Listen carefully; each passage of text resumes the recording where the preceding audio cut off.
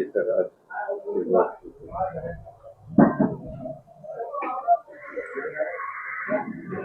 एक दो दिन से समाचार पत्रों में प्रकाशित हो रहा है कि राजस्थान सरकार ने मानगढ़ धाम के बारे में जो पाठ्य पुस्तक में पाठ था उसको हटा दिया गया है। इससे बड़ा झूठ को हिंदुस्तान में हो नहीं सकता है। ये बहुत बड़ा झूठ है कि कांग्रेस इस बात से परेशान है कि कांग्रेस के राज में शिक्षा का बंटा ढार हो रहा था, अब निरंतर सुधार क्यों हो रहा है। जहां कांग्रेस के राज में शिक्षा का स्तर हिंदुस्तान भर में यदि तुलना करें तो 11वें स्थान पर था, अब जो राष्ट्रीय सर्वेक्षण हुआ है उसमें 30वें स्थान पर आ गया है। यदि मैं कुछ जिलों की चर्चा करूं, आपको बताऊं तो परीक्षा परिणाम निजी विद्यालयों की अपेक्षा सरकारी विद्यालयों के उत्तम है। सरकारी विद्यालयों में कुछ 18,000 समथिंग बच्चों ने 75% अंक प्राप्त किए हैं और निजी विद्यालयों में उतने ही विद्यालयों में उतने जिलों में 13,000 समथिंग विद्यालयों में 75% अंक प्राप्त किए हैं, यानी 1.5 गुना। यानी निजी विद्यालयों की अपेक्षा सरकारी विद्यालयों का स्तर 1.5 गुना बढ़ गया है। इसलिए कांग्रेस परेशान है, इसलिए कुछ न कुछ आरोप लगा करके षड्यंत्र करती रहती है, लेकिन कुछ मीडिया हाउस उसके टूल बन जाते हैं जो ठीक नहीं है, जो ठीक नहीं है। मानगढ़ धाम का जो 5वीं क्लास में जो हमारा पाठ चलता था उसके बारे में कहा, उसको हटा दिया गया और शॉर्ट रूप में, संक्षिप्त रूप में था। हमने उसका विस्तृत रूप किया है, चित्र सहित बताने की कोशिश की है ताकि आसानी से बच्चे समझ जाएं। ये हमारा प्रयास रहा है और इसलिए आपको बता दूं मैं कि ये पाठ है जो आज भी हमारे प्रेरक के नाम से और ये चल रहा है। ये और जो कहा हटा दिया गया, ये बिल्कुल झूठ है। कांग्रेस के पेट में मरोड़ चल रही है, इसलिए कुछ मीडिया हाउसेज को, प्रिंटिंग मीडिया, इलेक्ट्रॉनिक मीडिया में से कुछ लोगों को बहका कर इस प्रकार के प्रकाशित या जनता को दिखाने का प्रयास कर रहे हैं, जो ठीक नहीं है। मैं इसकी निंदा करता हूं। आदिवासी हमेशा हमारे प्रेरणा स्रोत रहे हैं।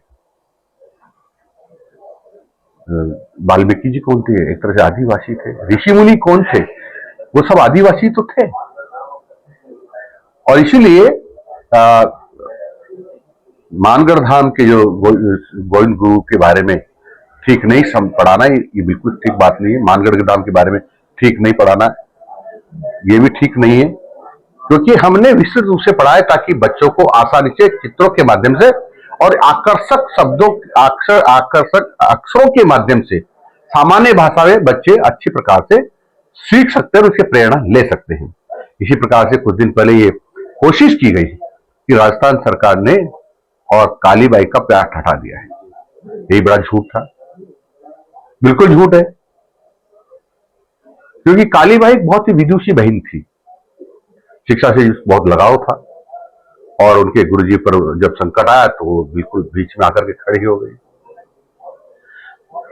वो जो पाठ चल रहा था हमारा, वो पर्यावरण की पुस्तक में था। हमारे विशेष विशेषज्ञों ने कहा कि पर्यावरण के में नहीं होना चाहिए, इसको सामाजिक शिक्षा में डालना चाहिए, और इसीलिए हमने दूसरी क्लास में उसको और पर्यावरण से हटाकर इसमें डाला है और उसको विस्तृत रूप से आलेख किया है। उसका भी एक फोटो आपको बताना चाहता हूं।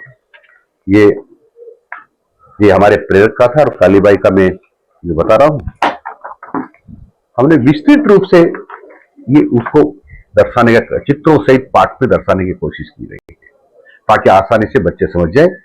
और इसलिए हम ये कहते हैं कि हमारे लिए सब महापुरुष पूजनीय है, सम्माननीय है।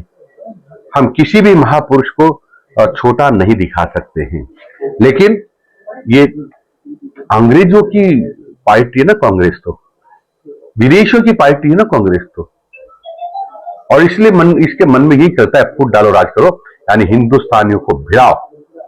ये षड्यंत्र चल रहा है और जो भारतीय जनता पार्टी की सरकार लगातार आगे बढ़ रही है उसमें भी व्यवधान पैदा करने की कोशिश कर रहे हैं, क्योंकि इन्होंने कुछ किया नहीं, क्योंकि ये तो आतंकवादियों के समर्थक रहे हैं ना। ये तो तिरंगा झंडा कश्मीर में नहीं पा रहा है, श्रीनगर में, उसके पक्ष कर रहे हैं। भगवान राम का मंदिर अयोध्या में न बने इसके पक्षधर रहे हैं। ये तो हमेशा पाकिस्तान के पक्षधर रहे हैं। इसलिए ये पॉजिटिव बातें कैसे सोच सकते हैं? ये नकारात्मक बातें इनके मन में चलती है।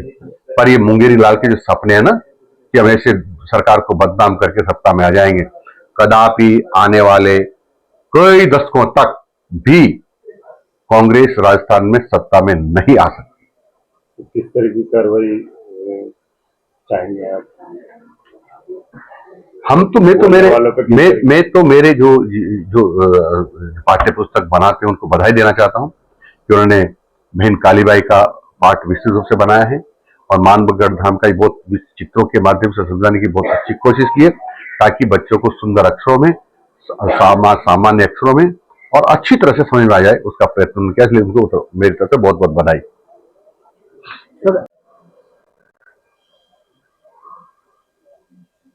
राजस्थान सरकार का बहुत अच्छा काम हो रहा है। शिक्षा के क्षेत्र में आपको बताऊं तो जहां राजस्थान हिंदुस्तान में 11 नंबर पर था, अब इस वर्ष के सर्वेक्षण में 30 नंबर पर आ गया है। यदि परीक्षा परिणाम की बात करूं तो कुछ जिलों का हमने निकाला है, लगभग 18 जिलों का, उसमें 75% से ज्यादा अंक प्राप्त करने वाले बच्चे सरकारी विद्यालय के 18,000 से ज्यादा हैं। वहीं निजी विद्यालय के 13,000 से ज्यादा हैं। यानी सीधा सीधा 5,000 का अंतर है। यानी निजी विद्यालयों से हमारी पढ़ाई का स्तर 1.5 गुना बढ़ गया है। अभी तक ऐसा होता नहीं था। लोग मानते थे कि निजी विद्यालय में बहुत अच्छी पढ़ाई होती है। पढ़ाई होती होगी, अच्छी होती होगी, लेकिन अब सरकारी विद्यालय में उससे भी अच्छी होती है। उसका मैंने एक दृष्टांत आपको दिया है। लेकिन ये कुछ लोगों को चुभ रहा है, और विशेषकर कांग्रेस को। इसीलिए कुछ मीडिया हाउसेज को बरगला करके, गलत जानकारी दे करके, उनको इस प्रकार से छपवा कर या लोकल मीडिया पर जाकर के जनता को बताना चाहते हैं कि राजस्थान सरकार महापुरुषों के खिलाफ है, और विशेषकर आदिवासियों के महापुरुषों के खिलाफ है। आदिवासी हमारे देश के श्रेष्ठ लोग हैं, जिन्होंने अनादिकाल से हमारे पर्यावरण को बचा के रखा है, हमारे जंगलों को बचा के रखा, हमारी संस्कृति को बचा के रखा है, और हम सब लोग उससे प्रेरणा लेते हैं। और उनके महापुरुषों के बारे में नहीं पढ़ाना या पाठ हटा देना, ये बेईमानी है, जो राजस्थान सरकार कभी करती नहीं है। एक विषय आया कि मानगढ़ धाम का पाठ हटा दिया है राजस्थान सरकार ने। इससे बड़ा झूठ कोई नहीं है। मानगढ़ धाम का जो पाठ था वो बहुत विस्तृत नहीं था, पूरी जानकारी नहीं थी गोविंद गुरु जी के बारे में और उनके आंदोलन के बारे में। वो विस्तृत रूप से जो भी पाठ्य पुस्तकों की समीक्षा करते हुए दोबारा लिखा गया है, उसमें विस्तृत रूप से और बच्चे ठीक प्रकार से पढ़ सके, रोचक तरीके से हमने उस पाठ को शामिल किया है दूसरी कक्षा में। दूसरी कक्षा से मेरा तात्पर्य है कक्षा 5 से 6 में। अभी देख रहे हैं आप, पूरा वर्णन किया है। और इसलिए ये बिल्कुल मिथ्या बात हो जाती है कि राजस्थान सरकार ने मानगढ़ धाम का पाठ हटा दिया है। इससे बड़ा झूठ कोई नहीं है। ये 2 प्रश्नों का पूरा डिटेल हम आपके सामने प्रस्तुत कर रहे हैं। मित्रों, ये ही नहीं है, बहन कालीबाई के बारे में भी इसी प्रकार की भ्रांति फैलाने की कोशिश की गई कि कालीबाई का पाठ हटा दिया है। कालीबाई का जो पाठ था वो पर्यावरण की पुस्तक में था, वो संक्षिप्त में था। और कालीबाई एक महान विदुषी लड़की थी जो शिक्षा से बहुत प्रेम करती थी और जिसके शिक्षा के से असीम लगाव था। उन्होंने उनके गुरुजी को छुड़वाया था, लेकिन मिथ्या प्रचार करना चाहते हैं, क्योंकि हमने अब की बार पाठ्यक्रम में बदला हुआ था और विषय विशेषज्ञों ने, जो हमारे एक्सपर्ट थे, उन्होंने माना ये पाठ पर्यावरण की पुस्तक में नहीं बल्कि सामाजिक और हिंदी की पुस्तक में पढ़ाया जाना चाहिए। और इसलिए हम कक्षा 7 की पुस्तक में और उस पाठ को विस्तृत रूप से पढ़ाने वाले हैं। जो किताब छप रही है जिसमें आपने देखा ये कालीबाई किस प्रकार से जो गुरुजी को बांध दिया था उनको दांत से काट करके मुक्त करा रही है, और किस प्रकार से जो उनके गुरुजी को पीटा था उनको बचाने का यत्न करे। सब प्रकार से हम बच्चों को बहुत अच्छी तरीके से हम समझाने का यत्न कर रहे हैं। और परंतु क्योंकि कुछ ऐसे लोग हैं जिन्होंने वर्षों तक कुछ नहीं किया, आदिवासियों, अनुसूचित जाति के लोगों को और गरीब लोगों को बेवकूफ बनाया, और इस प्रकार का षड्यंत्र करके सरकार को बदनाम करना चाहते हैं। लेकिन सरकार सभी महापुरुषों को नमन करती है, और विशेषकर जो भी चर्चा हुई है आदिवासी महापुरुषों के बारे में, विदुषी बहनों के बारे में, हम उनका सम्मान भी करते हैं और पहले से ज्यादा विस्तृत उनकी जीवनी पढ़ाना चाहते हैं, ताकि हमारे बच्चे उससे अच्छी तरह समझ करके प्रेरणा ले सकें और उनके पद चिन्हों पर चलने का प्रयास करें।